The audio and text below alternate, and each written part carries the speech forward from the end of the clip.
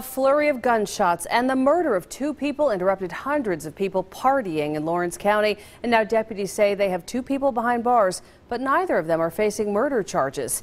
This, of course, happened on Winetta Street in Lawrence County, and our Katie Solt is braving the rainy conditions out there. She's live at the Lawrence County Detention Center with the latest developments in this story. Katie?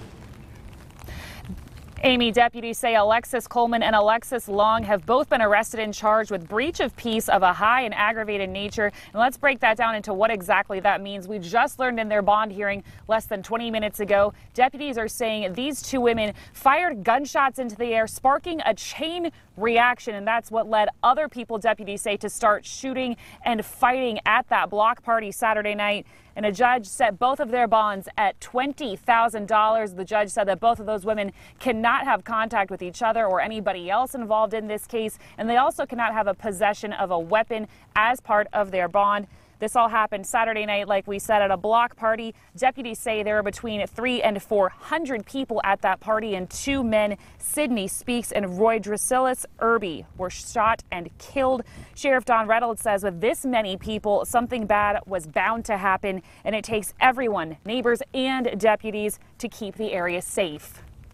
And that's where we need the people's help, because when you see it occurring, the people in the neighborhoods need to just, I guess the best they can, discourage it, call us, call any of the police and say, look, you know, before it gets so much out of hand, because this is going to be the end result apparently every time.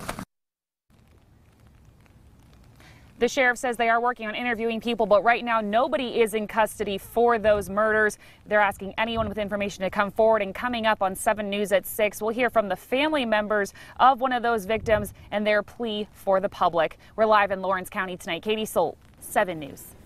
Yeah, with all those people that were there, clearly there are more people that have information that could come forward if they make that choice. Katie, we saw the evidence being picked up, those little markers, those yellow markers that seem to indicate there was a lot of gunfire. Do they have any idea how much gunfire?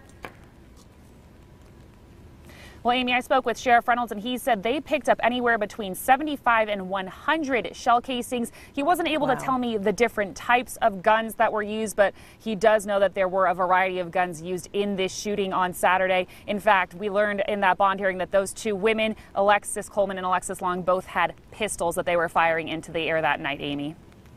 All right, and so they are now doing testing, I guess, on the guns and the bullets that were involved and the deaths of these two men. Katie Solt, live tonight. Yes, Amy, Thanks, they Katie. recovered the two guns from